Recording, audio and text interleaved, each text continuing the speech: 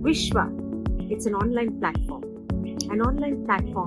for social champions, for change makers, everyday change makers that we see around us, who have put decades of work, of their lifetime, their earnings, into making a difference, to serve others, and to make our world into a better place.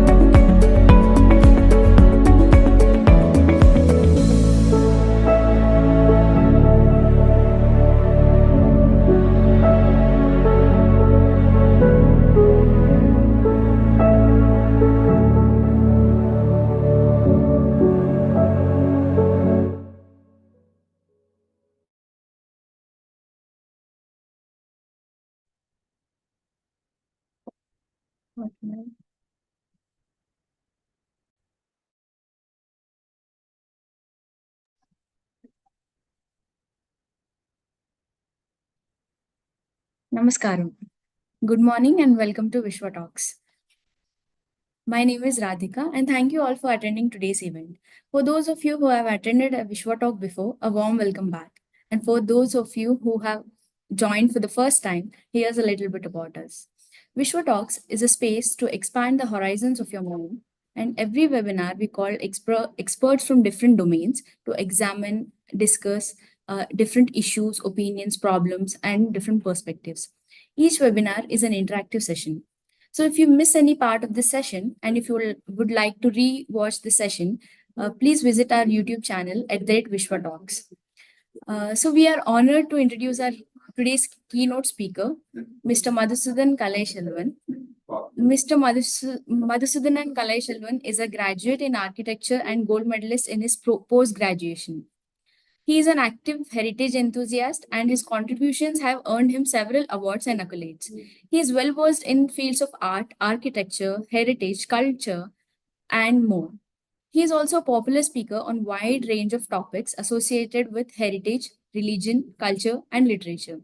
He is the youngest recipient of Vedavalli Memorial Award for outstanding service in the field of South Indian heritage. He received title Ilakya Shemmal, recognizing his mastery over Tamil literature in 2019, and Saiva Tamil Arignar in 2022 from his Acharya Sri Dharumapuram Adinam.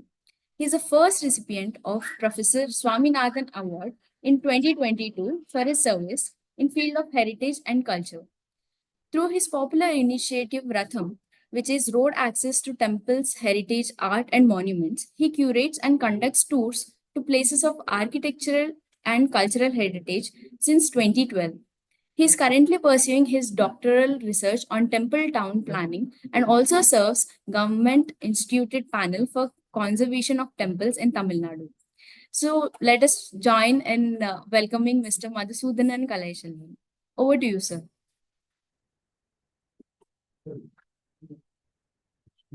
Please unmute yourself, sir. Yeah. Am I audible now? Yes, sir. Yeah. Thank you, and I'm very happy to be here for the second time on the WishwaTalks series. I did attend a couple of your talks in between too, where the speakers were talking on areas of my interest. Thank you for this wonderful job that you're doing in coordinating it so well and organizing these regular talks, which gives an introduction on various topics, a wide range of topics, in fact, to people. And happy to be here again. And wishing you all a very happy new year and a wonderful beginning of 2024. And can I get started with a presentation as such? Yes, sir. Okay. So I'm sharing my screen. Okay.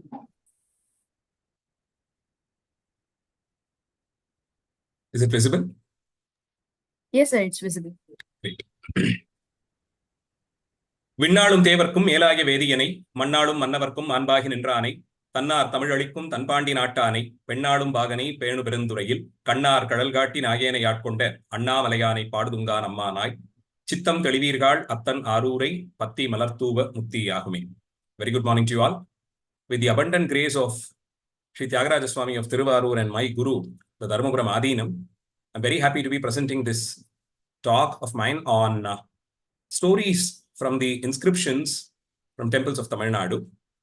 So this presentation is going to be, I'm not going to be teaching about teaching to read inscriptions or anything. This is just going to be handpicked stories from select inscriptions from, I mean, we have tons of inscriptions, truckloads of inscriptions, ranging from around the 3rd century before Common Era up till probably even a couple of days back.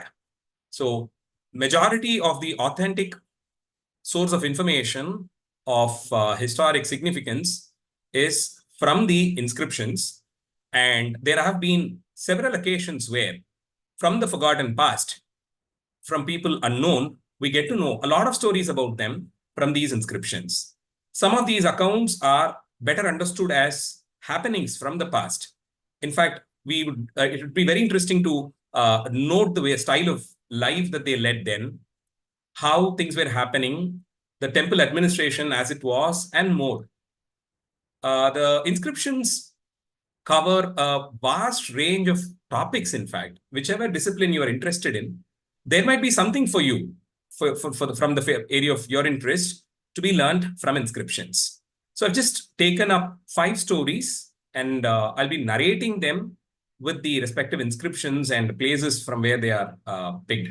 And so that's what today's presentation is going to be. So a little on inscriptions and how we use them. So the tradition of writing, there is generally this anecdote which says that, people, the kids especially, love to draw before they write. Well, that's the case.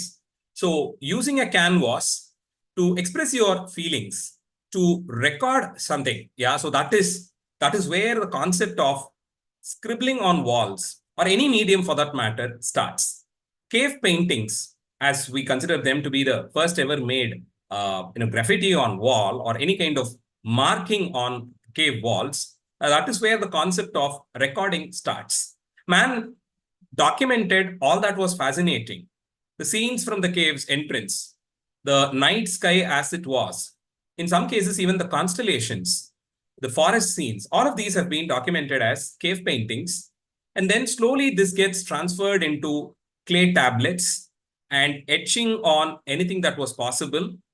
And writing starts with a set of pictures. So that the pictographic representation, as we see from classical Egyptian civilization to the Mesopotamian, starting to have markings made on clay tablets to convey information. So the process of documentation is, I think the starting point is, or the reason for documenting something is to express its emotions and record it probably for the future. So tradition of writing has its origin from pictures. And this has been a concept across the globe. Cutting across the length and breadth of the world, we have various ancient civilizations where the citizens managed to document all that interested them. From there, slowly, from pictures, letters evolved, or markings first and then letters. And these letters have also been evolving over all these years. Tamil, as one of the most ancient languages of this part of the world, has got its own story of evolution from where it started. I mean, the format, the script, changing fonts, and how it had evolved to how we see it today. Of the thousands of lakhs and thousands of inscriptions in India, 2/3 of it are from Tamil Nadu, thanks to the concept of documentation that has been very strong here, and to all the kings, known and unknown, who've left behind the legacy of organizing activities and getting things documented to the best possible detail. And these were written in 3 different formats. Initially, the first order, probably from the higher authority, the king in most cases, would be the verbal order that he gives, which gets inscribed on palm leaf manuscripts, and a royal scribe, or in many cases, more than one royal scribe, was always found in the vicinity. And as the king orders, his job was to take it down as a direct command from the king on palm leaf manuscripts, which later gets made into copies and it is sent to the necessary recipients. Let's imagine the case of Rajaraja, where he was ruling from Tanjavur. Now, if he had to communicate kind of an endowment which was authorized by the king to, say, a temple somewhere in Andhra, so sitting in Tanjavur, his command is received by the royal scribes of the court. That gets etched on palm leaf manuscripts, which is the easiest to carry, and as it is done, probably in a shorthand format, we will never know. And that is made into multiple copies, and the copies would have been definitely attested by some kind of a logo. And of these several copies, one should have been retained at the headquarters, maybe one at a record room level. One would be sent through a person who carries the information, the messenger, and he takes it and hands it over to the recipient, the beneficiary, somewhere in Andhra in this case, and just a case of assumption. And there, the person would receive it. And then, if he needs more copies, that will also be made at the local level. And till the time that it reaches the final beneficiary, multiple copies of it would be made. Then, the second medium of writing would have definitely been the stone walls, because stone is perennial, and etching on it will mean that the information is protected for generations to come, centuries to come. That is exactly why, thankful to their thoughts, we are really helpful that the inscriptions have been the most authentic primary source of information for us. So whatever is spoken out through the inscriptions, there is no second thought about it. Mostly we don't think twice about considering its authenticity when it comes to stone inscriptions. Then you also have the third medium, wherein you have copper plates. Now, that is easy to transfer, at the same time, not that easy to make. So in most cases, when there is a direct beneficiary, say an individual who's being given a gift by the king, apart from getting it inscribed on temple walls, because it involves an individual and probably in most cases, generations of that individual to come, it gets etched on a set of copper plates tied together and sealed with the royal insignia, and that would be handed over to the end user. So he and his family will maintain it as a copy. Some cases, there are duplicate or triplicate copies made about copper plates too. So these are the three most popular mediums of keeping records: the Silasasana or stone etchings. Then you have the Patrasasana, the palm leaf manuscripts. And finally, the Tamrapatra Sasanas, which is on the plate, on copper plates. So three different mediums quite popularly used. Of these, the temple wall inscriptions are the most useful today because the other two, of course, maintaining them or protecting them over centuries is quite a challenge. So we've managed to get very few copper plates from each of the dynasty, maybe a few sets of tens of copper plates we've received so far, belonging to the Pallavas, the Pandyas, and the Cholas, the imperial dynasties. But when it comes to stone inscriptions, especially seen on the walls of temples, it has been there always for us.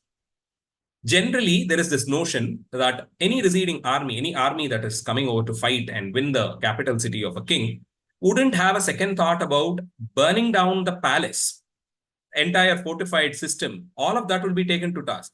But the temples are never meddled with. Apart from being places of religious worship, and the king also in most cases belonging to the same religion or another religion, either ways, they ensured that the temples in most cases, I mean, were protected, especially if the king belongs to the same denomination, because the temple walls had the records to upkeep the governance as it was happening then. These records, and in most cases, of course, record rooms were also a part of the temple campus. So with religious reasons being major for not disturbing the temple setup, the second was ensuring that the records are maintained for the ease of governance. So once he wins over the city and takes over the kingdom, in order to make sure that the governance continues the same way for the system that has been adapted there, which has been time tested, which has been going on without any discrepancy, we will need these records as seen on the temple walls. So the inscriptions on temple walls, I would say, are the most authentic sources of information. I would call them as history classrooms, where you get the most authentic information, and these walls thankfully have been retaining these informations for 1,000 years in many cases, and even more in a few cases, just waiting there to echo and tell us out these stories. Just that we need to develop a pair of patient ears to listen to them and learn from them. So here I'm going to be handpicking a few inscriptions from temple walls and talking about them as stories. Of course, inscriptions starting from before the Common Era, say 3rd or the 4th century before Common Era, that's roughly 2,300 or 400 years back till now, the Tamil language has gone through tremendous change for various reasons, starting from the medium on which it was written.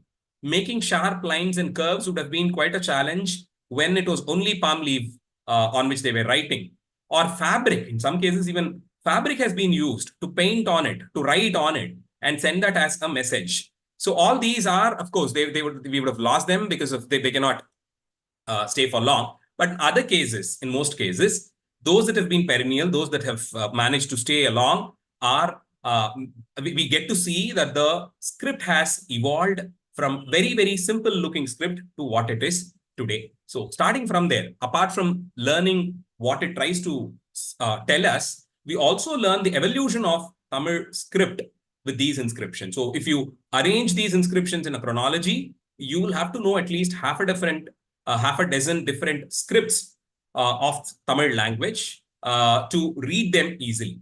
And after a point, we do see, starting from around the 6th, 7th century Tamil inscriptions, we see a liberal usage of Sanskrit and Grantha script that you see. So in order to read these inscriptions at ease, it is definitely required that you know about Tamil and at least a basic working knowledge of Sanskrit and the Grantha script also to read these inscriptions. Because starting from the Pallava period, around the 6th, 7th century inscription, a liberal usage of Grantha script and Sanskrit language in Grantha script has been there in these inscriptions. So these inscriptions, have you ever wondered what is it that they are trying to tell us? Of course, they are stories from the past. In many cases, during these heritage tours that I conduct, we also make sure that we give an attempt in reading inscriptions. People who know Tamil can very easily read some of these inscriptions, especially post 11th century. So when we spend some time on these temple campuses during our tours, when I help them read, many of them assume there is this popular preconceived notion that these inscriptions are all trying to tell us information on religion, spirituality, on ancient science, technology, and on temple construction and more. Majorly, these inscriptions are records in most cases. And 90% of the time, these are records on the particular temple on which they are etched. In cases like the big temple in Tanjavur, which is probably one of those earliest examples for such a complicated system of worship and administration, we have every detail as approved by Rajaraja being etched on these temple walls. So temple inscriptions are far away from discussing religious aspects on religious aspect or spiritual content. They are mostly official records on the administration of those temples. And they also talk about facilities that gets extended from the temple. And they also record day-to-day activities in some cases. Judgments pronounced with the temple as the court of law.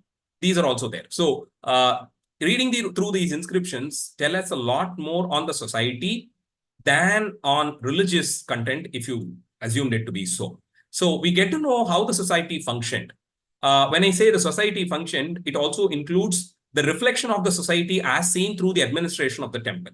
The kind of societal hierarchy that was followed, the setup, who did what, the official administrative hierarchy, who gets to report to whom, and transactions that were done. So all of this is there. So you see math in it, you see trade and commerce, you see finance, you see the societal system setup, arts, fine arts, visual arts. All of these are there as a part of the temple, which was definitely, apart from being the center for religious attention, it was also the center for administrative power.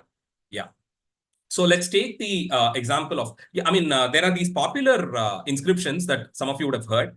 In fact, the Honorable Prime Minister of India a couple of years back quoted this inscription from Uttaramerur, which is 60-70 kilometers from Chennai, a small town today, but it has one of the most significant inscriptions from the 10th century of the Common Era, inscription by Parantaka Chola, wherein the local body election, as it was conceived then, the rules and regulations to be followed to conduct the election, and more importantly, the checklist for approval of candidates who have shown interest in participating in the selection process. Yeah, a list, in fact, of their credentials. What should they have as knowledge, as their expertise? What shouldn't have been there on their records? Yeah, what do you do? How do you conduct the process? All of these are discussed at length. Yeah, the qualities, as you see, from a probable candidate who will represent your constituency, his positives, his negatives, all of these are discussed. Yeah, these are very popular inscriptions, so I'm not getting into those popular ones. I'm just going to be discussing simple ones, but which has some interesting information. Let's get started from the first story is from the big temple, Tanjavur. As a temple, as an edifice of 10th century school of architecture, as a grand example of the mighty Cholas, this temple, I sincerely believe, needs no introduction. But to come up with an organization of this scale a good 1,000 years back, and to ensure that after constructing the temple, the day-to-day rituals, the traditions to be followed are all managed well, a very, very detailed and slightly complicated procedure was set up in place. The inscriptions of the big temple, the first ever inscription that gets inscribed, in fact, is a beautiful record which talks about how did it and when did it strike upon Rajaraja the Great to get all the information etched on the temple wall. The very first inscription, in fact, details or documents the story behind documentation, the importance of documentation for this temple. Apparently, this idea to get all these information etched on temple walls struck on Rajaraja when he was having his bath.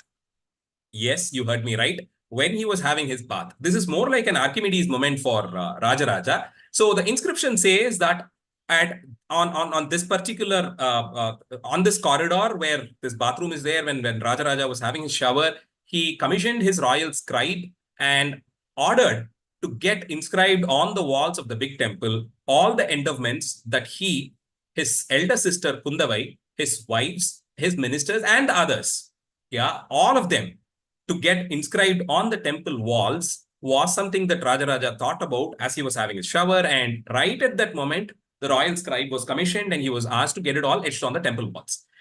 So this is a very important inscription, I would say. I mean, it might sound insignificant, but for the process of documentation, he gets the moment when he thought that documentation is important, also getting documented. That's very important, in fact. So from there, we have the long-running lines, which talks about various deities in the temple, various endowments created for various activities. So it is not just about building the temple. Anybody can sponsor constructing a shrine in the temple. But believe me, what is more challenging is how we're going to get the rituals that's going to be conducted.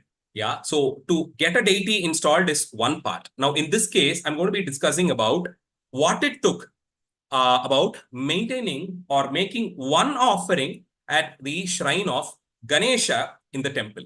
So we all would have many of us would have visited the big temple, and at the southwest corner, you see a small shrine for Ganesha. In this picture that you see the smaller shrine in the foreground, right? So that particular shrine is where the image of Ganesha is enshrined.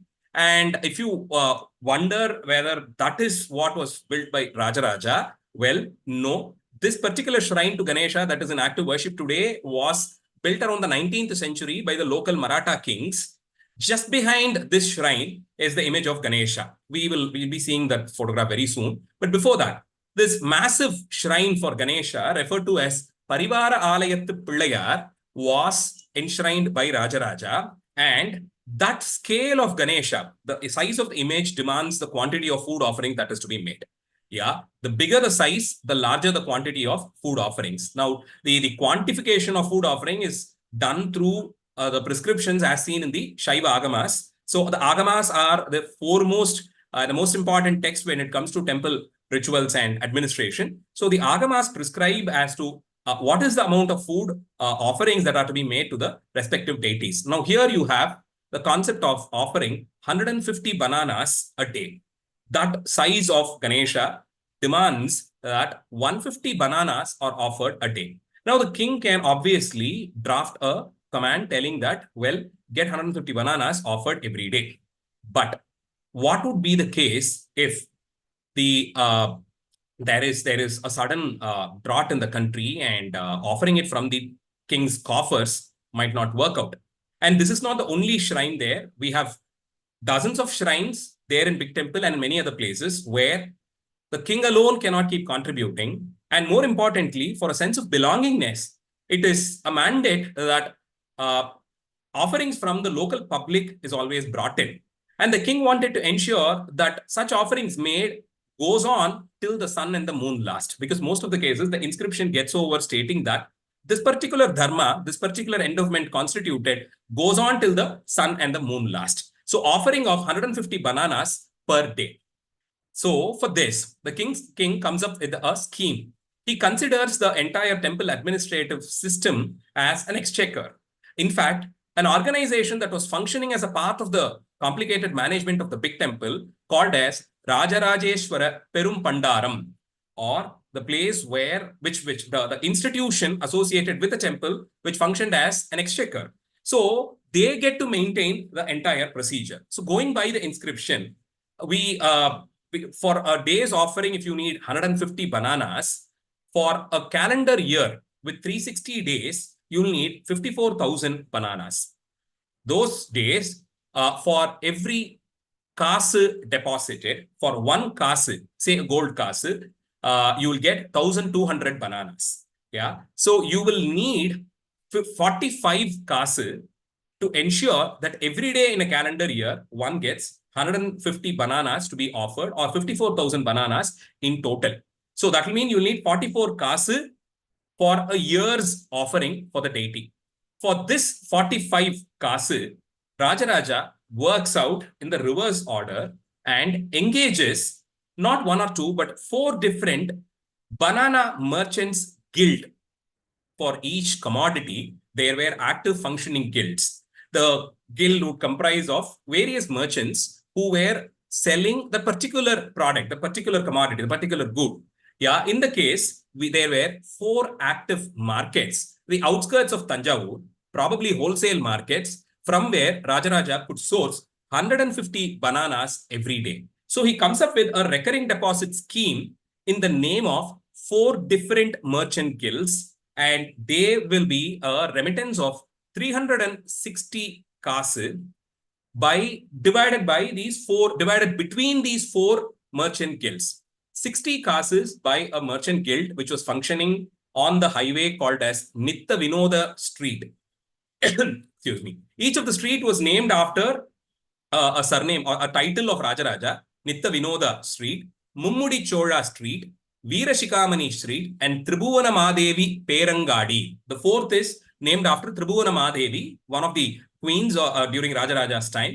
A market, a wholesale market, and hence called as Perangadi. Angadi is a very a Tamil name for a market, and a Perangadi is a wholesale market probably. So this 360 kasu for a year-long supply of 150 bananas per day was split between these 4 markets, each of which had a functioning guild of banana merchants. So this will have an interest of 12.5% on the recurring deposit, and that will fetch us 45 kasu annually. So a corpus of 360 kasu or 360, let's assume each kasu is a gold coin, just an assumption. So assuming that there were 360 gold coins split between 4 different merchant guilds, and that gets deposited in their coffers as an RD, and this RD will fetch close to 45 kasu every year at a 12.5% interest rate. And this will ensure that every 1 kasu will give us 1,200 bananas. So 45 kasu a year, 45 coins a year will fetch us 150 bananas a year, or 54,000 bananas across the year. So this way, he ensured that there is an inclusion of 4 different merchant guilds. Now, if you're going to entrust the duty of offering 150 bananas every day to an individual, or say a minister, so procuring 150 bananas every day would be a challenge for him, for an individual. While merchant guilds will ensure that in one way or the other, there is enough supply of banana. They will be definitely connected with the entire Chola country, and some cases even beyond that. So ensuring to ensure that there is at least 150 bananas brought every day would be an easy task for the merchant guild, for people who transact with bananas on a day-to-day basis. So their involvement is brought in. Secondly, a corpus deposit will mean that there is an interest which will fetch enough money till the gold is valid. Gold has been a perennial source of interest being fetched every year. And so probably Rajaraja assumed that not much of political change or social change would happen like ever. So till the time that the big temple exists, till the time Ganesha is there, getting him 150 bananas every day would have been an easy task. That was probably his assumption. And so he ensured that involvement of 4 powerful merchant guilds would make sure that these bananas are supplied every day. Now, the Ganesha's image that you see is the Murti installed during Rajaraja's time, called as Parivaraalayattu Pillayar in the inscription. And unfortunately, probably during the occupation of imperial army, this Murti gets vandalized. So he is not in active worship today, but you can see the Murti still. During the Maratha period, they've managed to construct a new Ganesha shrine, and an equally imposing Murti has been installed there and worshipped. He is the Sthala Vinayakar Ganesha today. But if you go there to the big temple, right behind the Ganesha shrine, which is in active worship today, is in a small niche seated this Ganesha, who enjoyed the offering of a liberal offering of 150 bananas every day during the times of Rajaraja, and probably for a couple of years at least after his rule too. Unfortunately, because of vandalizing, this Murti is not in active worship. So a simple case of offering 150 bananas a day has has gotten itself so much of significance by involving merchant guilds and ensuring there is some activity for them. And a corpus deposit of 360 gold coins would have been a big deal for these merchant guilds to function too. And so at their own level, they will maintain that gold, get it invested in something, and that would fetch some benefit to them also. So getting this into a network and ensuring that there are several beneficiaries, and at the same time, beneficiaries who are worthy, who can be depended upon for an uninterrupted supply of 150 bananas per day is what is to be understood from here. So today, we talk a lot about temple administration and how a one-time investment can be done by many, but who gets to take care of it? So involving the local public and local merchants in this case is to be appreciated as a brilliant idea, in fact. And if only there were no wars, if only there were no invasion from the other religious denomination, we would have had the offering of 150 bananas per day to this Ganesha as envisioned by Rajaraja even till 2024. So this is the first story that I've got to share with you. The second one is a very moving story, in fact. And this is from the inscriptions of two different temples that I'm just trying to compare here that talks about similar situation. Yeah, we today talk a lot about working towards the betterment of people who are differently abled. Yeah, there is corporate social responsibility that comes in and ensuring that the life is very smooth to them and that they also, all of them get to enjoy all that other people get to enjoy. So, making space accessible to them. So all this is being talked about a lot today, and we are working towards it too. Imagine what would have been the case of people who were visually challenged 1,000 years back. So this inscription, in fact, two inscriptions, one from the times of Kulotunga the first, and the other from the times of Aditya, with a gap of, say, 2 centuries in between, both of it handles the case of people with visual challenge the same way. So this is from an inscription in a temple called Thiruvamattur. This is right on the GST, the Grand South Trunk Road, an hour and a half drive from Chennai, probably towards south, near Viluppuram. You get to visit this temple. It's a slight deviation from the highway, and it's a beautiful temple campus. A Padal Petra Sthalam, in fact. A Padal Petra Sthalam, literally translated, will mean the temple that has been sanctified by the divine hymns of the sacred poets of 7th and 8th century, the Thevaram compositions, as they are popularly known. So the saint poets who were traveling, who were eternal pilgrims, have visited many shrines across the length and breadth of the country and have sung about the deities there and the temple town and more. So these compositions, majority of them have been preserved, and it is transferred through a traditional school of music. And those temples are even more significant because apart from the presence of the divine there, they've also been visited by the devout. So the temples that have been visited by these sacred poets are doubly important. And one such temple is Thiruvamattur. And for people who might not be knowing, in the case of temples of Tamil Nadu, there is this ancient tradition of employing musicians for their musical service to the god, singing the divine poems authored by the Thevaram authors. The divine poets, as I was telling you, they were active between the 6th, 7th to the 8th, 9th century. And they have been eternal pilgrims. They've traveled and have composed beautiful songs in Tamil. And these have a musical lineage. They've been set to tune in a traditional way, and they are transferred through traditional knowledge system. And it is an oral tradition where a senior gets to train more people and get them employed in temples. The people who are engaged in this service, the Gayika Kainkaryam, or service through music, they're called as Oduvar. This is an exclusive school. This is not like the traditional Carnatic music school. There is a lot of difference in the way they approach music. And this is predominantly a service where in most cases, they stand in front of the deity and render select songs with the help of a pair of cymbals in their hand. And only in very few cases, they get to actually sit and have accompanying musicians or instrumentalists and sing it out more like a music kacheri. But in most cases, when it is rendered in front of the deity, they get to stand and play a pair of cymbals and sing it out for the deity. So this Oduvar tradition is a little more than 1,000 1,000 years. And this is an ongoing tradition, a living heritage, in fact, which is thousands of years, 1,000 years at least old. So this Oduar tradition has been active during the Chola period, and many temples had more than one Oduar employed to render this service to the Lord day in and day out. In the case of Thiruvamattur, we get to see an inscription from the times of Kulothunga Chola, the second Kulothunga Chola, who was an ardent devotee of Shiva, in fact, a staunch Shiva devotee. He has given so much in donation, so much in cash and kind to hundreds of temples all around. And one interesting inscription in Thiruvamattur speaks about how a group of not one or two, but 16 visually challenged people have probably requested the king for some kind of a support. And what would be a better way than getting them engaged in singing out the divine poems for the Lord?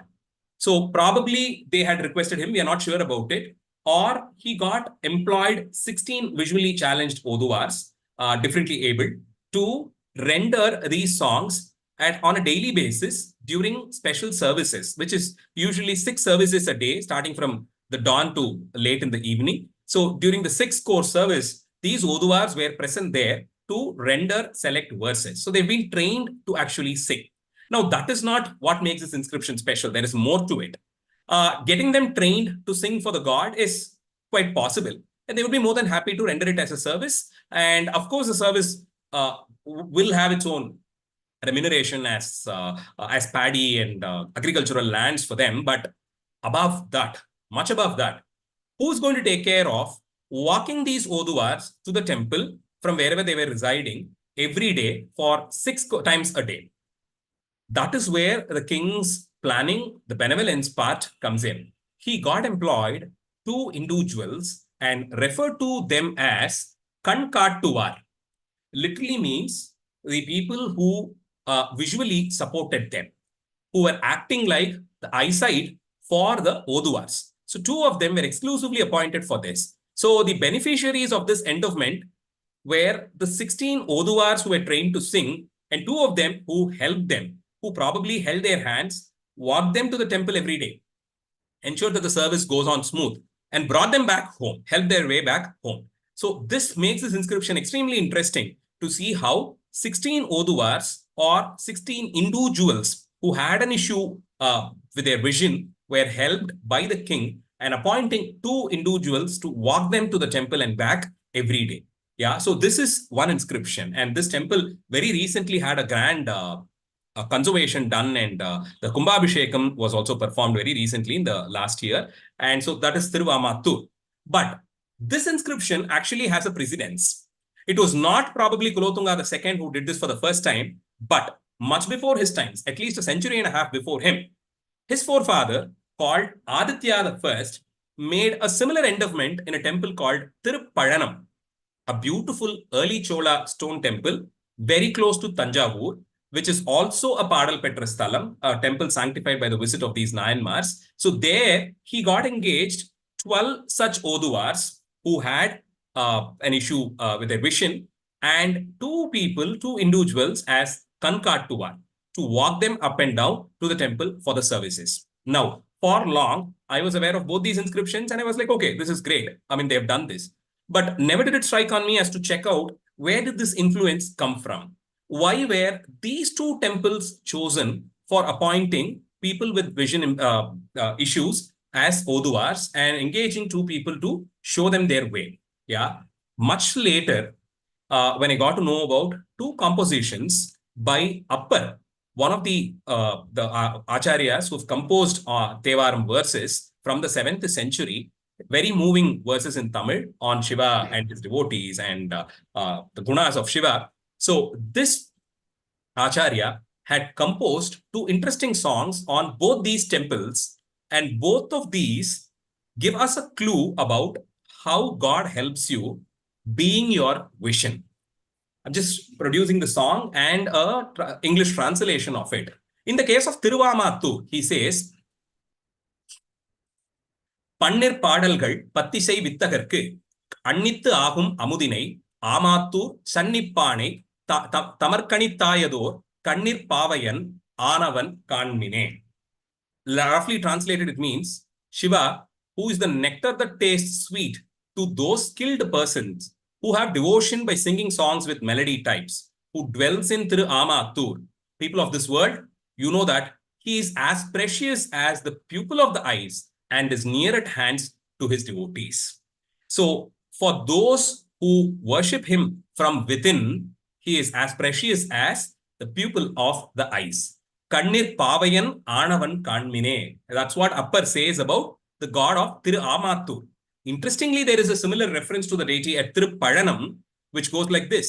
மண்பொருந்தி வாழ்பவர்க்கும் மாதீர்த்த வேதியர்க்கும் விண்பொருந்த தேவர்க்கும் வீடு பேராய் நின்றானை பண்பொருந்த இசை பாடும் பழனம் சேரப்பனை என் கண் பொருந்தும் போதகத்தும் கைவிடனான் கடவேனே. He says, Shiva, who has freedom from sufferings and attainment of eternal bliss, to the people who live in this earth, to the very pure Brahmins, to the celestials who live in heaven, and my father in Paranam, where music is sung to be appropriate to melodies, will I give up thinking of him even when my eyes stop blinking?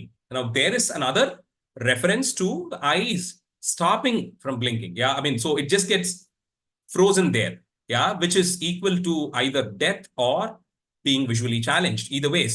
So that moment till my eyes freeze, will I ever forget my Lord?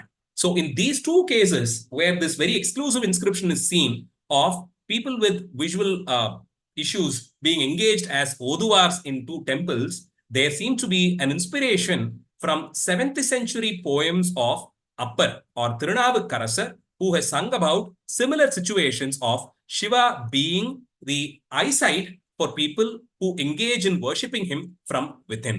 Yeah, I'm not sure if they ever managed to get their eyesight back to get a glimpse of Shiva as he was in all his glory in Thiruamattur or Thirupalanam, but I'm sure they were definitely engaged in invoking Shiva from within. Yeah, we might have our eyes wide open to get to see the temple and its beauty and grandeur, but to invoke Shiva from within is quite a challenge for people like us, many of us for that matter. But here, in this case, people who have this impairment, it is not an easy life for them, but they were probably blessed with a vision of Shiva from within, yeah, from inside. And that is what is Appar referring to in these two beautiful compositions, which actually got materialized, one in the 10th century by the help of Aditya I, and another during the 12th century during the times of second Kulotunga.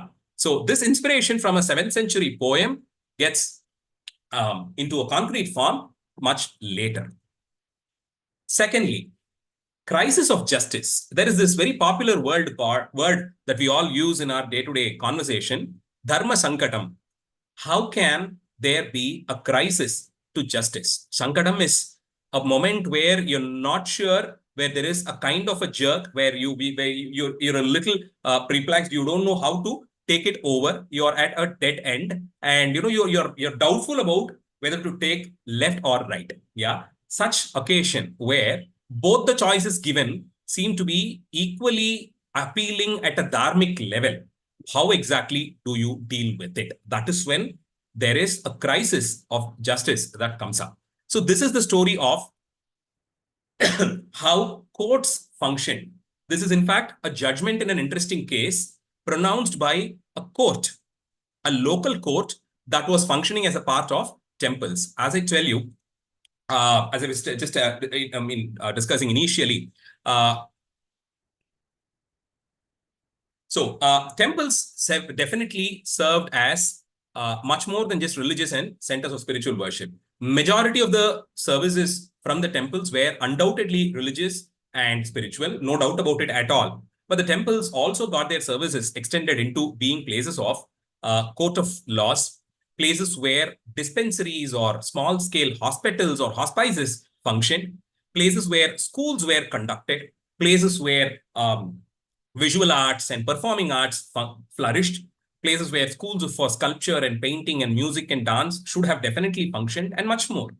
Every milestone event in the life of an individual has temple as its venue, starting from birth to the last moments, and much after that also, days of celebrating one's memories, a visit to the temple is a mandate. So these temples were the center of attraction for any society, entire society, every individual's life kind of revolved around the temple campus. So in that way, temples also worked out as court of laws, where you had the judges who were selected from people with proven credentials, and there were people who interpreted the smritis. Smritis were a code of conduct, code of law, book that compiled the do's and don'ts. So there were people who interpreted it, and there were representatives.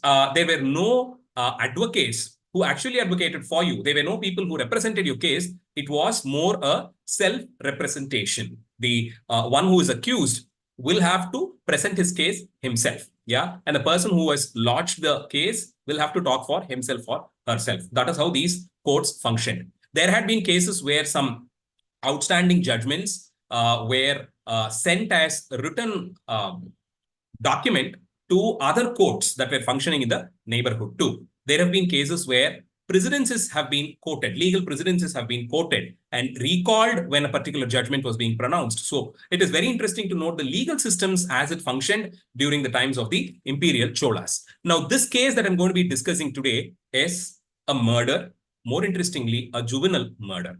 It is very interesting. One fine day in the during the times of Kulothunga I, 11th century, fair end of 11th century, two kids were playing on the backyard of the house. Yeah, one belonged to the house and the other was his neighbor, a friend of his probably. So both of them were playing in the backyard. And that's something that a 6-year-old kid and his friend would obviously do. But fate had a different turn.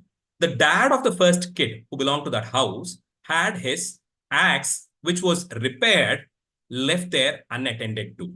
The place where these two kids were playing, yeah, the axe which was repaired was left there. Probably the sharp end of it was loose, but the dad had left it there in the backyard unattended. Unfortunately, the kids, as they were playing, happened to meddle with this axe, a fateful axe, in fact, and tried chopping the branch of a tree like how his father would have done probably. He would have seen his father working with it and probably that fascinated him and probably he started playing with it. Unfortunately, the sharp end, which was loose, fell on the other kid and he was killed or he died.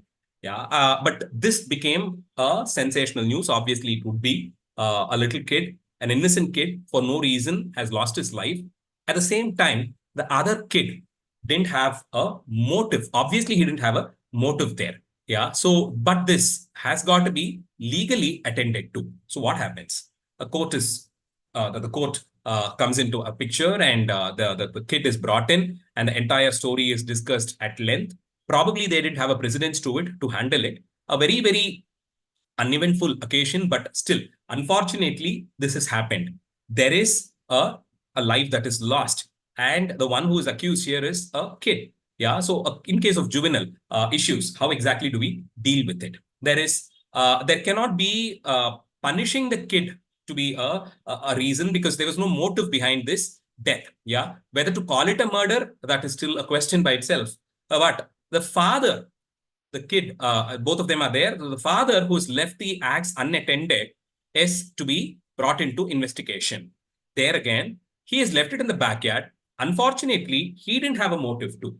Yeah, I mean, for sure, he didn't have a motive to kill the kid. Yeah, he didn't set it up as a trap. So there is his involvement has also got to be looked upon as much more from just being careless. But his carelessness has got to be noticed and that has got to be punished. So they come up with an interesting approach to this case. They identify it as Sishu Hatti, which means killing of a kid. So that is inquired upon. It is identified and labeled as Sishu Hatti. And the Smritis identify Sishu Hatti as one of the foremost of the sins anybody can commit. Yeah. So Sishu Hatti has got to be attended to. So understanding this case as two parts, whether it deserves punishment or prayachittam, because the kid that is dead, yeah, his Atma Shanti is being inquired upon. I mean, whether you like it or not, this was the context from 1,000 years back, 900 years back. So they look at it as a case of Atma Shanti of the dead. Yeah, people who are killed or die because of unforeseen situations like this, it's believed we'll need to really pray and perform specific prescribed rituals for the attainment of Sadgati for that Atma. Else, it is assumed that it might not. It is believed, in fact, that the Atma Shanti becomes an issue there in case of murder or untimely death. So here it was looked upon more as a prayachittam for the kid. I'm sure a lot of discussion based on the smritis would have happened before coming to such conclusions, and they looked upon it as a prayachittam, at the same time imposing a financial punishment, a kind of a fine, a hefty fine in fact, on the dad. So he was requested, or he was ordered, to offer 2 perpetual lamps in the local Shiva temple, one to pray for the dead kid, the kid who's died, and the other was to ensure that this Sishu Hatti does not bother the little kid, the one who is accused of having killed. Yeah, so both the kids' life was taken care of at a level that 900 years back people could think. And this turned out to be quite a hefty financial burden on the father, whose irresponsibility was also fined. So 2 perpetual lamps. When I say perpetual, yes, they are meant to be, and not 1 but 2. If you think a lamp wouldn't be a major financial thing on the father, well, for 1 perpetual lamp, as the tradition goes, 96 goats or 64 cows or 32 bulls need to be gifted to the temple. Yeah, so the temple will receive these cattle and hand them over to the temple's shepherd. Yeah, the guy who takes care of these goats and cows, and he in turn should hand over the measured quantity of ghee to the temple to ensure that perpetual lamps are burnt. Yeah, so this would have definitely been quite a burden on the father, for which he should have definitely had a challenge to settle things. And at the same time, 2 lamps being lit in the memory of one, in the memory of the kid that died, and the other as a prayachittam for the other kid, seemed to have been the most appropriate punishment or justice delivered 900 years back. And now an inscription from the 15th century. Yeah, this was the time when the imperial Chola legacy comes to a close, had already gone down, and the later Pandyas ruled for a period. And that was the time when the Hoysalas were active too. But around the 14th century, when not once, but within a span of 50 years, 2 massive invasions from Delhi shook the very foundation of the temple-based lifestyle that was happening active right here in south of India. So after these invasions, we had the rise of the Vijayanagara kings. Yeah, so it was quite a challenge on them to reset the complete structure, the societal structure, to bring it back to what it was 60, 70 years or a century back, and ensuring that the temples with all their activities flourished the same way that they were. Why did they concentrate so much on the temple? Simply, the temple had majority of the population engaged in one way or the other. Especially in small towns and villages, the temple was the center of administration for the entire village, and majority of the population cutting across the society, various occupation, people practicing different occupations, each had a connect with the temple. Yeah. So here, starting from the learned scholars, priests, musicians, dancers, tailors, potters, whatnot, just name it, goldsmith, blacksmith, stonesmith, architects, artists who were into painting and sculpture, all of them in one way or the other were associated with the temple. So each of the temple provided job opportunity to the local public too. So in order to ensure that the tradition continues, how did they manage to meet out occasions where there were challenges? So this is the case from 15th century, 1400s, when the Vijayanagara rule has just set up. So mostly endowments were created by whoever could. When I say endowments, an endowment might be as simple as offering a handful of cooked rice to the deity on a day-to-day basis, or an annual grand celebration of a festival which involved a lot of people and money and all that. Yeah, so it varies. The scale of endowment varies, but an endowment is an endowment. And in most cases, in fact, in almost all cases, these endowments were looked upon to be perennial. Yeah, till the sun and the moon last, they ensured that a deposit worthy of fetching interest for eternity was made in the temple, to the temple coffers. The temple in turn will definitely deposit that gold or land in a way that it can fetch the deputed interest money, and they could continue with the temple services. So that was the most traditional way of administering temple. The temples will have an administrative unit with people who were into religion, who were into administration, people, of course, who were with proven credentials to administer the various endowments that were created. For temples like Srirangam, which is the town itself being a complete temple. Yeah, the temple being the town and the town being the temple. It's a very, very unique example in amongst all the thousands of temples in India. This is certainly lakhs of temples in India. This is certainly one of the most unique of the examples that you can ever take up for a case study. So here you have the case where entire town is associated with the temple. Yeah. So the 7 concentric prakaras and the population then as it was, all of them had some role to play in the development, administration, maintenance, or services in the temple. So each of the service, in fact, had a deputed parcel of land and income from which has got to go in as their remuneration annually. So here, in this case, around the 15th century, post Vijayanagara rule being set up after the invasion, we had Veerakampanna Udayar, who was the man behind ensuring that the rule of Dharma gets re-established in south of India, especially in Tamil Nadu, starting from Kanchipuram all the way down south till Madurai, in all the major cities, in all major temple towns, and likewise in every single village. So we actually owe a lot to Veerakampanna Udayar. So he managed to set up an administrative scheme wherein he identified Mahamandaleshwaras, a designation called as Mahamandaleshwara, who had a bifurcated parcel of the entire Vijayanagara kingdom, or a stipulated parcel of the Vijayanagara kingdom, which was governed by them. They were more like the local governors who were reporting to the Vijayanagara flag, and they were deputed to take care of that particular region. And in this case, we had an individual called Koneri Raya who was administering. Yeah, he was accepted by the Shaluva dynasty of the Vijayanagara rule around the 15th century to rule from in and around Trichy. So obviously, the administration of Srirangam temple town came directly under his power. So Koneri Raya is the name. So this gentleman was ruling in and around Trichy. So his was a governance at an urban level, at a town level. Now, at the temple level, there was a body that was functioning to take care of the endowments, to ensure that the rituals are performed time to time without any compromise. So that was there, for which the direct elder brother of the Shaluva king was appointed to take care of the administration.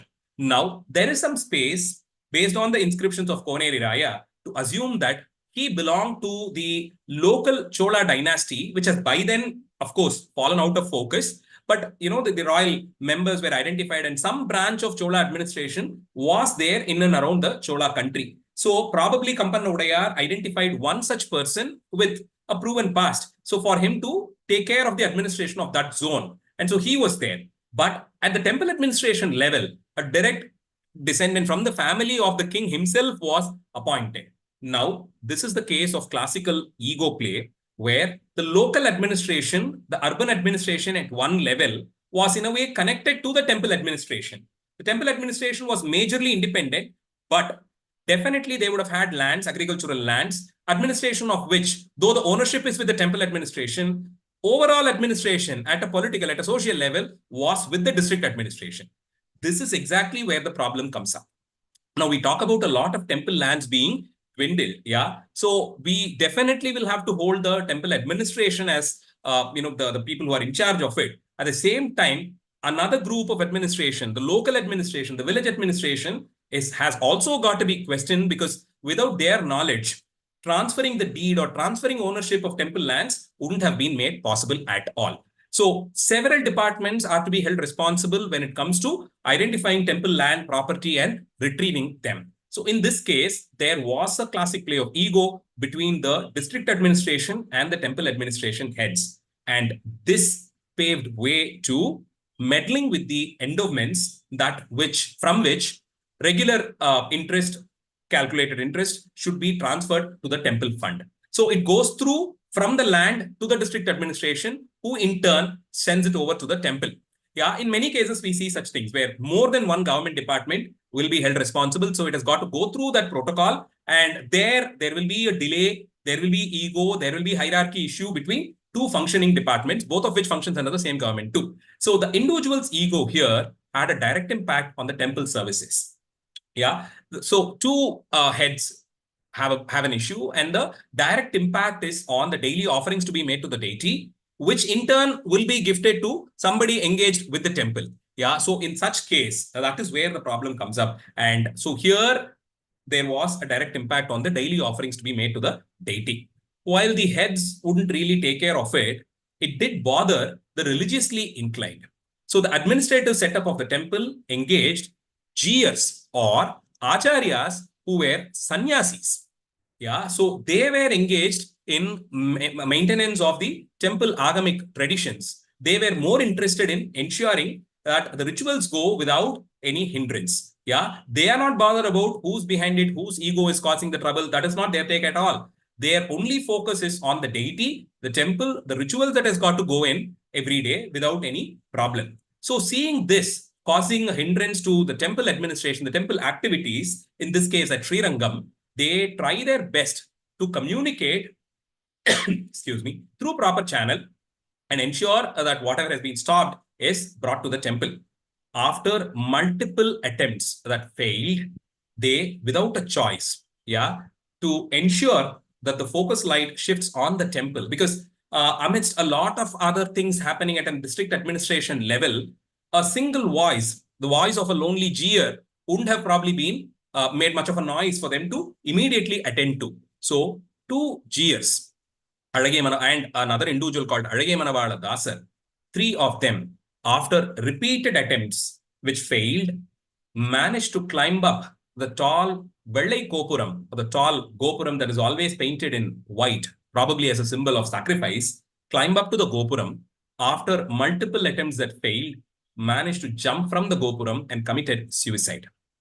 Yeah, their attempt, this was their final attempt. Probably the death of two sannyasis and an individual engaged in temple service, three individuals, three devout, would probably engage some higher level interference in this issue, and probably that would end up sorting the issue out. So their concern was ensuring that the temple activities goes smooth, and this is the best that they could do after multiple attempts of talks that failed. They sacrificed their life quite literally by jumping from the tall Vellai Kopuram, the east Gopuram of Srirangam temple, and gave up their life to bring in some focus. And this should have definitely brought in the heads from the Vijayanagara kingdom to attend to it immediately, and probably to sort it out, because after this inscription, they are remembered for this sacrifice. So when you go to the Srirangam temple, in good probability, you will enter through the south entrance. Ask the local for this place called Vellai Kopuram. This is the east entrance. Literally translated, it means the Gopuram that is painted white. Of the 21 Gopurams in Srirangam of various sizes, the white, there is only one which will be painted white. That will be dominating the skyline, and this is on the eastern direction. So if you enter through the east Gopuram, as you pass through the threshold, on either sides, as you just walk beneath the Gopuram, on either sides, you will see the bas-relief image of two Jiyers, people holding on to a flagstaff, the Tridandam that you see in the picture, and one Acharya with a sickle in his hand, on either sides. They'll be facing the opposite direction. So these bas-reliefs are kept there, and their names along with their service has been etched on the temple wall. The photograph of the inscription that you see is an endowment by Koneri Raya. So that is in Tamil. But his engagement with the temple has been there even before this happened. And unfortunately, his struggle for power probably with the temple administration has cost the life of three devout administrators of the temple. And this is a classic case of giving up one's life. This is not the one. This is not just one. There are many such occasions where temple administration people, after trying their best to sort out issues, gave up their life. Probably they thought, what is the value of life when you cannot do this dharma which is entrusted on you? Of the entire society there, of all the citizens there, somebody has chosen us and deputed us to perform this task, which is for the betterment of the society. We are serving the Lord himself. And when we fail to ensure that this service is there in place, what is the purpose of living? Probably this was their thought as they jumped down from the tall gopuram in sacrifice. So many such occasions have been, and okay, what happens when temple property is misappropriated? Now we saw a case where the administrators, one part of them were not functioning well and the other part gave up their life. But this is a case where people who were appointed by the king himself dwindled money. And how exactly was this attempted? This is from a temple called Tirunakeshwaram on the outskirts of Kumbakonam, a grand temple complex, and it is populated most of the times. And so this is from the times of Rajaraja III, the far end of the great Chola rule from 13th century. And this is from Tirunakeshwaram, a temple on the outskirts of Kumbakonam. Then, two brothers and another person were put up as accountants of the temple to maintain the temple account. So this is the story. And they were officially employed by the temple administration to be accountants to maintain the records. But they unfortunately ended up stealing temple properties, silk garments that were offered to the temple, and more interestingly, used the bricks procured for development of the temple to build a sannadhi in the temple to maintain and repair their own house. And the bricks bought for temple was used for their residence. So this is brought out as a complaint, and it was lodged with the royal high official called as Pillai Yadavarayan, who was working under Rajaraja III. Unfortunately for the accused, the king himself, when this case was being inquired upon, probably was on a travel and he has camped very close to Tirunakeshwaram. So this case, which would have gotten done with the help of local officials, unfortunate for the accused, was taken up by the king himself because he was camping very close by. And probably as he was discussing one fine evening, the person who was inquiring this case would have elaborated the story, and the king got himself involved into it. And very strict punishment was given. But before that, there was proper inquiry made. So the accounts were brought and checked. And the king was convinced that a mal play had happened there. So the accountants who were employed by the temple have misappropriated temple funds. So they have to be punished. And so they were convicted. And all their properties were confiscated. Properties that were believed to have been bought, purchased by stealing temple money, all of it was confiscated. And believe me, the temple will not take care of that property. Because for all you know, that is from money which was stolen from the temple. So they sell it off to interested individuals, whoever wants to buy it. And for 40,000 kasu, this was bought and that was deposited in the temple coffers. Interestingly, the accountancy rights, the designation, the appointment that was made was auctioned, and it was given to the best bidder for 3,000 kasu or 3,000 coins or 3,000 units of money. That was also deposited with the temple. The properties that they built by stealing bricks that were meant for the temple development were brought down, and that was brought down to the ground too. So that way, very strict punishment, which was by not a local official, but by the king himself for a case of temple property misappropriation. The last case that we're going to be talking for today, a case study, in fact, is quite a moving one. And this is from the walls of almost forgotten temples, which is 10, 20 kilometers from Kanchipuram, on your way to Uttaramerur from Kanchipuram, on the banks of a lake. What you see in the picture is the bank, the shallow pond-like structure there. That's a dried-up lake. And you will have to walk. It's not a motorable road even now. You will have to walk your way through the mud road, the narrow path, literally on the banks of the lake to reach that little shrine there that you see, the white-colored structure that you see sandwiched between two tall trees.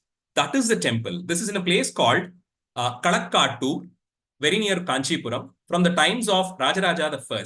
In fact, this is from the 10th century, which will mean very soon after the king took up charge. This is a representation from the headman of this village called Kalakkattur on the banks of this lake, 10-20 kilometers from Kanchipuram. It says that he walked his way to Tanjavur to meet the king. And this headman, he's called as Kadan Maindan, from the inscriptions. So he walks his way to Tanjavur to meet the king personally. All of this he took to request the king to permit the villagers to create an endowment for a perpetual lamp to be lit in the memory of the king, to pray for his longevity and and for his victory. Yeah, so the subjects were so moved by the king that they made sure that they prayed for the longevity of the king. Yeah, that is how benevolent Rajaraja was. So this Kadan Maindan, a certain Kadan Maindan, walks his way to Tanjavur, meets the king and requests him to permit that the villagers, out of their pocket money, set up an endowment to burn a perpetual lamp for the king as a prayer for the king's victory and longevity. But the king approached this request in a very different way.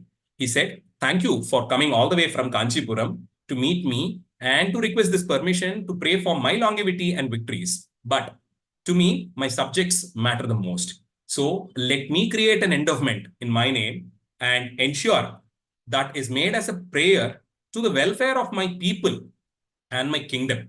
Yeah, instead of praying for me, it is the kingdom and the people who are to be prayed upon for." So he says, "Please take my endowment to be set up in that temple to burn a perpetual lamp for the betterment, for the success, for the healthy life of my people and my kingdom."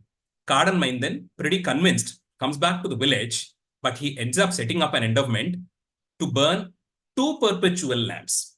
One, as wished by the king, for the longevity, for the success of Chola kingdom and all its citizen, that is by the king. And Kadan Maindan ends up creating an endowment from his pocket money, not as a representative from the village. He ends up creating an endowment from his money for the longevity of such benevolent king who always thinks about his subjects, his people, and his kingdom. This almost forgotten temple is a 10th century classic, I would say. It has some of the finest Kota sculptures from classic Chola period, and that is how the temple looks today. Unfortunately, the inscription also was whitewashed, and thankfully, a bunch of youngsters have managed to scientifically clear the whitewash done on the walls of the temple and have managed to retrieve the name of Kadan Maindan. We don't know how he looked like. We don't know what his age was when he did all this. But that name has got to be remembered for long. Somebody who wished that the king lives long, such a benevolent king lives long. And in turn, a king who proved his benevolency by telling, my people means most to me, so pray for them as an endowment from me. And we have this Kadan Maindan, who in turn also prayed for the king. So 2 lamps were set up as an endowment two perpetual lamps, one for the king and other for the people. So this is in a place called Kalakkattu, and the deity is called as Agnishwarar in outskirts of Kanchipuram on your way to Uttarameru from Kanchipuram. So I've just picked up half a dozen inscriptions, and in conclusion, I should say, temple inscriptions have very many interesting stories to share with us.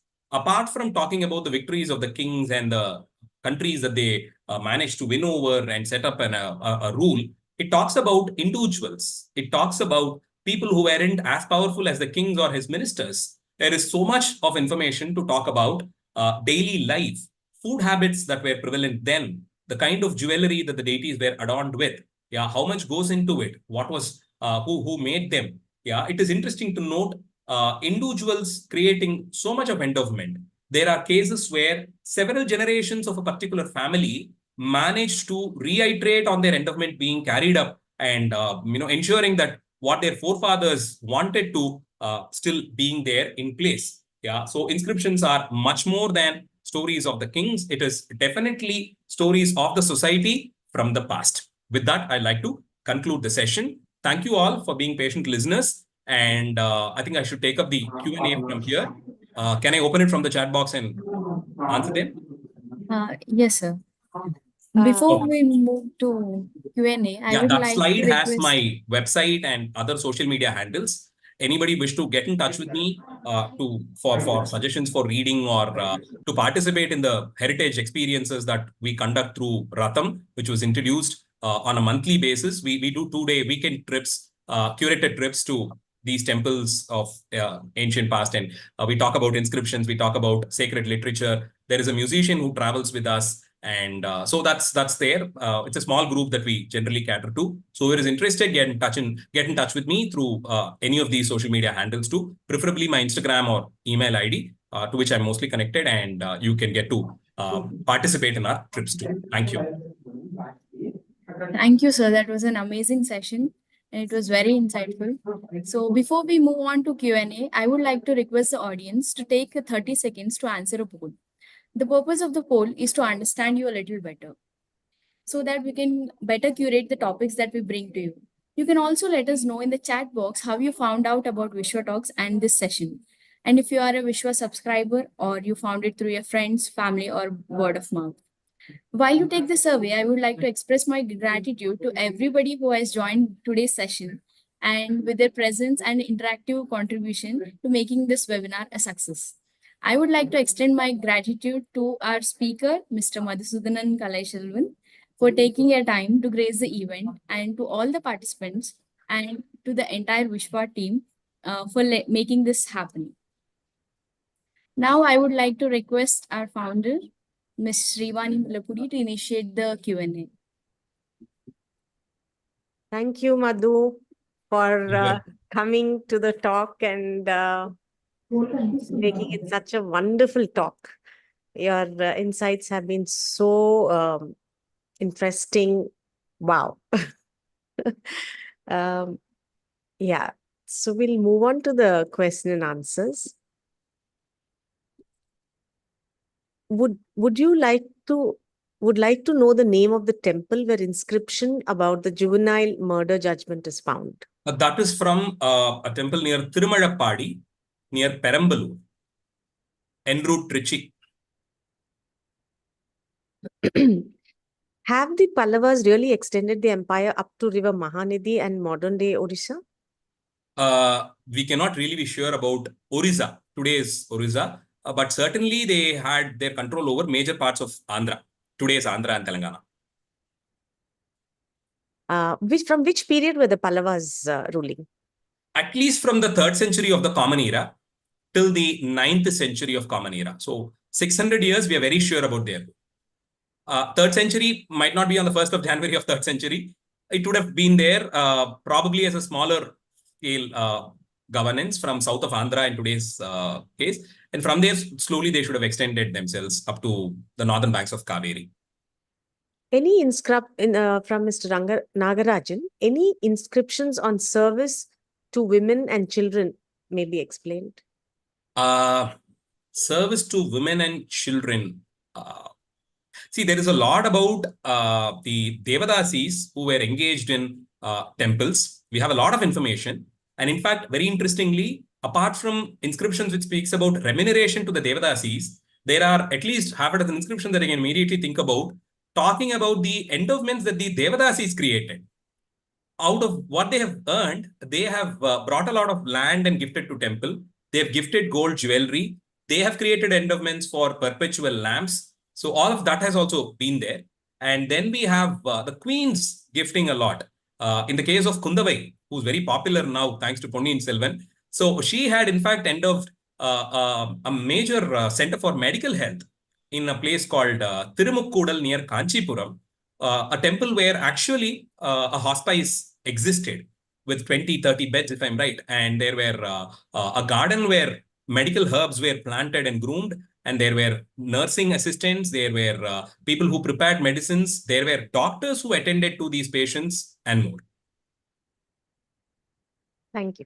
From Ms. Mrilal Prati, do we have any books to read to go through these descriptions from temple scripts? I cannot think about one particular book, but there is a good compilation by Kudavayil Balasubramaniam, a very popular author in Tamil, of course. That book is in Tamil. I'm not sure if there is an English translation for it. It talks about stories from temple inscriptions. That is a very good book too. It compiles inscriptions from various different periods and puts it together. But if you want it in English, then I would suggest a book by K. Nilakanta Shastri, The Cholas, the most authentic work on the Cholas so far, and wherein he has one chapter on legal systems as we understand from inscriptions. And it is generally, the entire book is uses inscriptions from the Cholas for compiling information. So if you want to have a good, nice understanding of Chola inscription for that matter, K. Nilakanta Shastri would be the best choice. Also, Tirupati Devasthanam has a printing. Yes. That is, I've in fact done a couple of sessions on Tirupati inscriptions alone. It is available on my YouTube page. They have come up with a wonderful compilation, a 7-volume compilation, way back in early 20th century, in fact, 1930s, if I'm right, by Subramanya Shastri, who was deputed to understand epigraphy, to read inscriptions, and then he got his entire life just dedicated to copying all the inscriptions from Tirumala, Tirupati, Tiruchanur, and coming up with transliteration, translation, chronologizing it, and commenting on all the inscriptions, discussing various topics. My God, that is one lifetime's work that he has done. It is high time temples like Srirangam, Tiruvannamalai, or Madurai come up with a work of that quality and that standard, because these temples have a corpus of information, in fact. So Tirupati inscription series, I would in fact suggest, if there are copies available, all families interested in heritage and history should invest in a set of that book, and we should definitely support such publications. It's a wonderful work, in fact. I bought the entire volumes and I gave it to the library in our town, Tanuku. Brilliant. Congratulations on that. It is a beautiful work, in fact. One of the best on temple inscriptions ever taken up. Hats off to TTD for taking up that task 100 years back. I think it was in 1920s or 30s that he was engaged in this service, and he brought out a beautiful collection for that matter. Yeah. Shmuel, would you like to ask your question? You need to unmute yourself. Yeah, you hear me? You hear me, yeah? Yes. Please go ahead. Okay. Very interesting presentation. I am from Israel, and I am very interested in ancient sites of India, in archaeology of India, and because I very like this presentation. And my question is, if we can to learn from inscriptions from Tamil Nadu about history of poor and low socioeconomic groups of population in ancient India. The inscriptions that I have chosen are all from Tamil Nadu, because I have a better hand over inscriptions from Tamil Nadu. I found these stories to be very interesting and worthy to present.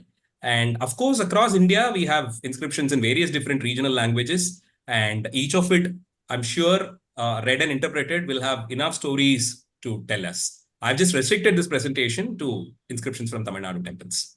So, Shmuel, the temples ensured every walk of life, people from every walk of life were given an opportunity to work, right from the potter to the blacksmith to the flower gatherer so most of the village from every economical background was involved in the management of the temple. So in that way, all the villages in those days were self-sufficient, economically independent, and each of them were taken care of properly. Would that answer your question? Yeah, of course. I very enjoyed from the answer. Thank you so much. Yeah. So there are a lot of acknowledgements, Madhu, from Anjali Kavade, Naveen Joshi, Raji Sankar, Chandrasekhar, Dr. Kshisagar Shivaji, Divya Lakshmi, Mr. Nagarajan, Punita Balmurugan. The list goes on. Thank you. Thanks a lot. Thank you. There is a request from Dr. K.V. Murthy Rao. Please conduct a session on how to read rock inscription. We do these sessions to higher secondary school children. if you have a fairly working knowledge of Tamil language, as it is the script that is used today, reading inscriptions from 12th or 13th century wouldn't take more than an hour or two for you to get engaged. You can very easily try your hands on it. If you are in Chennai, do get in touch with me. We do conduct these sessions, and I'd be more than happy to accommodate you too. So there's a question from Shravan Kaushik. Can you please tell how a few previously unheard of Tivara padigams were recovered from temple inscriptions in the 20th century? Okay, so Tevara Padigams from 20th century. Yes, initially the Tevaram compositions that we have documented as 7 Tirumurais by Tirunjana Sambandar, Appar and Sundaramurti Swamigal, all the sacred poets from 7th and 8th century, their verses should have definitely been in palm leaf manuscripts, and that gets inscribed as more copies and that gets circulated, and it was majorly a oral tradition through which this knowledge system was transferred. So based on this, the temples to which these padigams, individual padigams were dedicated to, have been documented, and they've been given with a geographical split.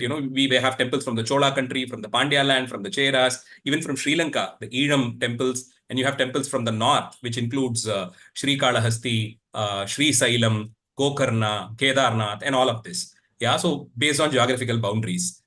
This was, what was it? We had close to 274 temples till early 20th century, an extensive list, each of which has at least 10 songs from the Tevara Padigam. Early 20th century, thanks to Archaeological Survey of India, when they were busy documenting these inscriptions from temple walls and interpreting them and documenting them, that is when a set of two sets of unheard compositions were discovered in a temple called Villiyanur near the outskirts of Pondicherry, and one more near Kumbakonam. So these two temple padigams, which were lost when they were inscribed on palm leaf manuscripts or as a part of the compilation starting from around the 12th to the 20th century, thankfully were retrieved in its full from the temple walls as inscriptions. And so that was later added, and so that is, those temples are also included. And today, after 1920s, 30s, it's a list of 276 kshetrams instead of 274 that it was initially.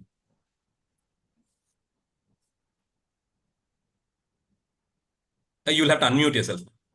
I haven't. Oh my God. Yeah. Dr. Sharmila Rao, please Yeah. ask.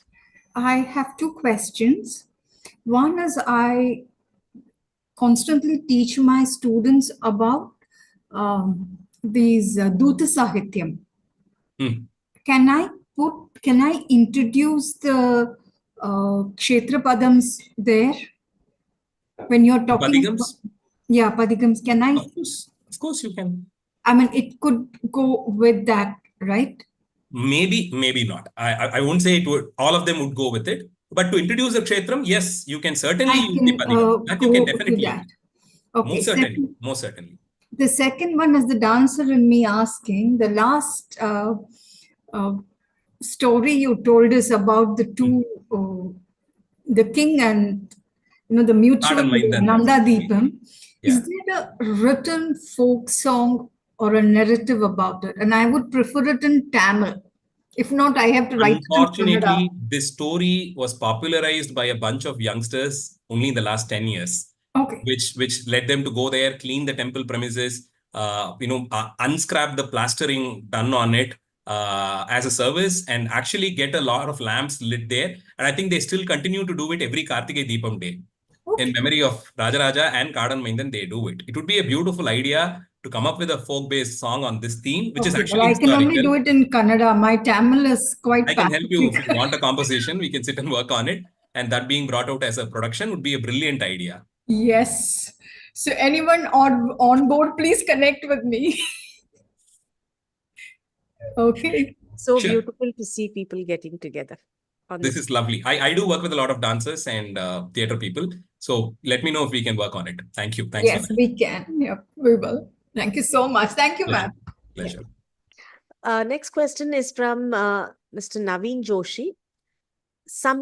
Here is some calligraphic work on these epigraphs, is it?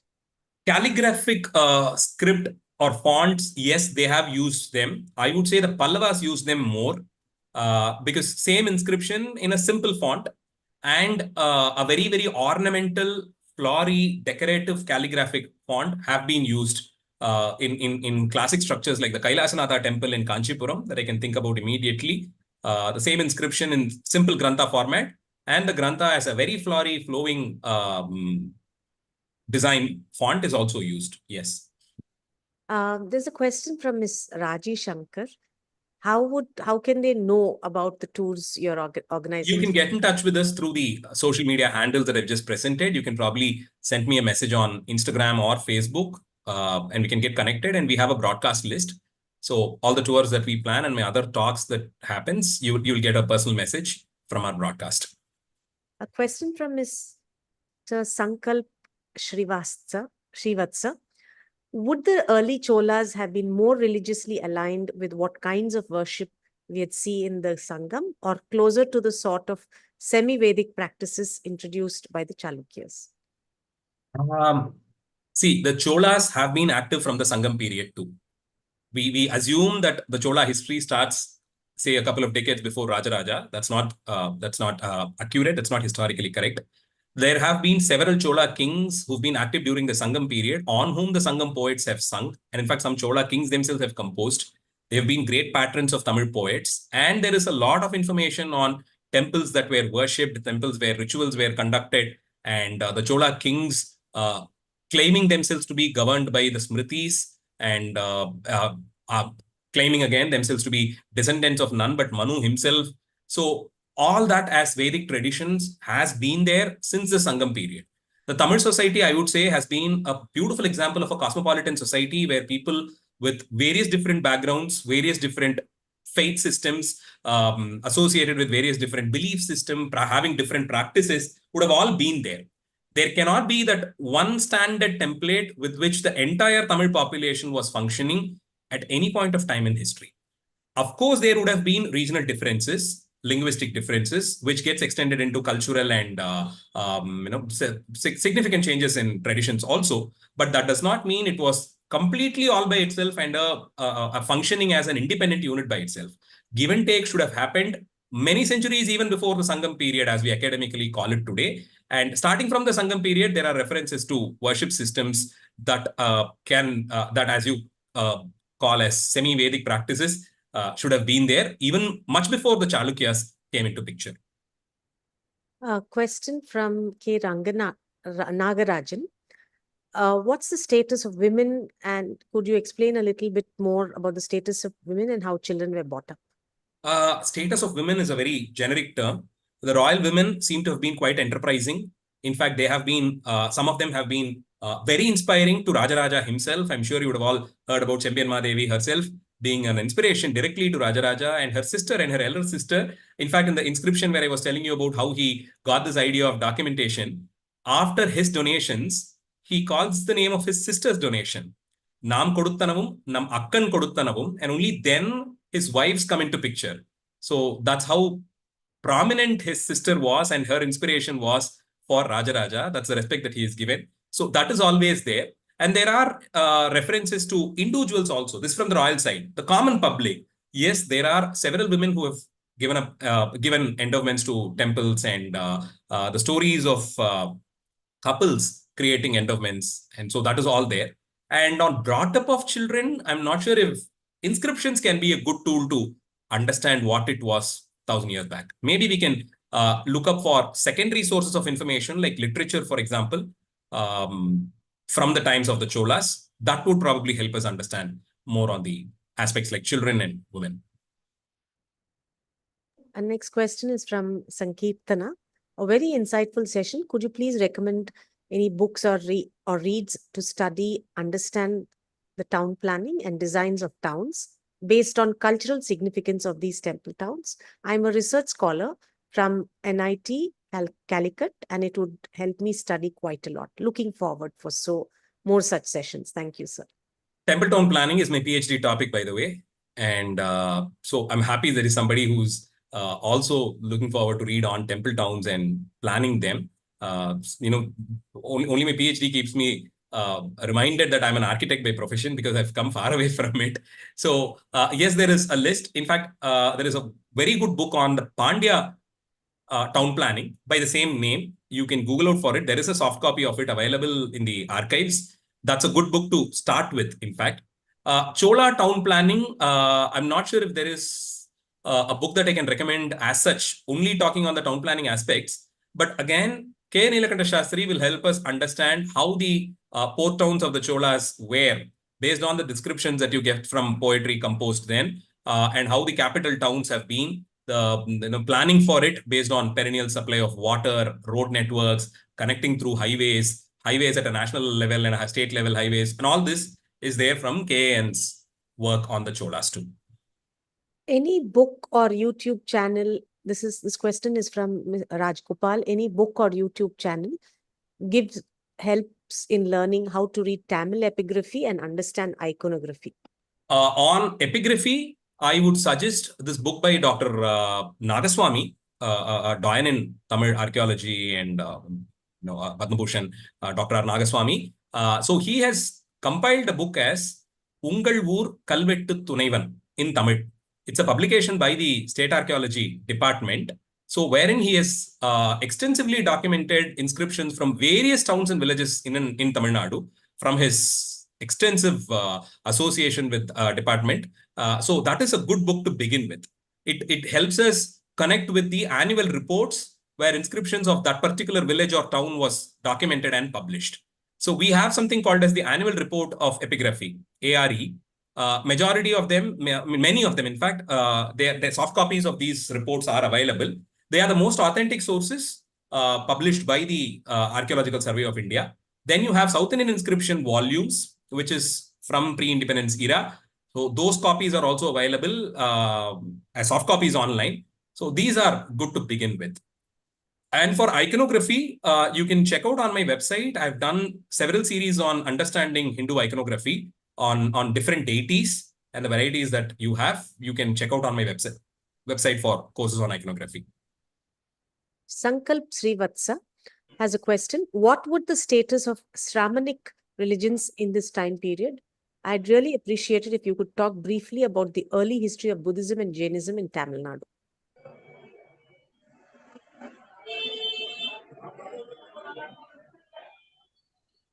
That's a separate topic by itself. Yeah, I mean, that's completely a separate topic by itself. Definitely, we do have references post-Sangam period. There are a lot of books authored by Jain poets, saints who were also poets. Several works on Dharma especially documented during the times post-Sangam period. And a lot of endowments created by the royal members of the Chola family for Buddhist viharas and many Jain temples. In fact, Kundavai herself has commissioned a grand Jain temple complex near Kanchipuram.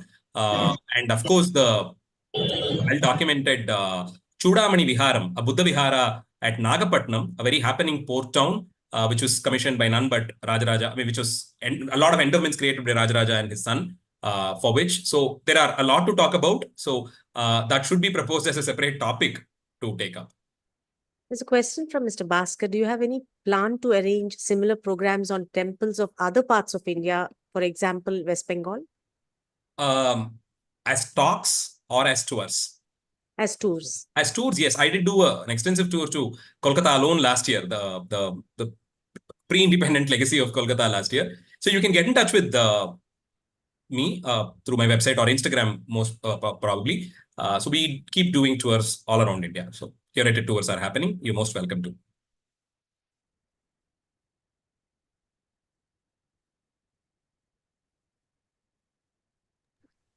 You're speaking on mute. There's so many questions here. There's a last question here. Vijay M, thank you so much. Question about Padal Petra temples. Where can we get the padigams sung by 4 saints for the particular temples in chronological order or some order to easily find out the padigams whenever we are visiting that particular Padal Petra temples? There is an app called as Tevaram with a double A, THEVAARAM, Tevaram, and a website by the same name. Yeah, that has a proper chronology. So the temples are listed in alphabetical order. So you can click on it. that will take you to a page where the deity's name, the concert's name, and the padigam respective numbers, all of it is given. And most of these padigams also have English transliteration and translation. And translation in Telugu is also there, if I'm right. Yeah, so that's a good choice to pick from, the app and the website. Any books or YouTube channels gives help in learning how to read Tamil epigraphy and understand iconography? There are a lot of institutes that run reading of Tamil inscription. I do post when someone shares on reading epigraphy. Maybe you can just connect with me. I'll try and see who is conducting it right now, and I can connect you with the respective person. Wasn't Ravana considered to be the Vidyadhara prince and follower of Ajityanatha, the second Jain Tirthankara? I'm not well versed in the Jain religious traditions as such, so I might not be the best person to comment on this. Yeah, I think I've, to the best of my knowledge, covered all the question answers. Thank you so much, Madhu. Wonderful topic.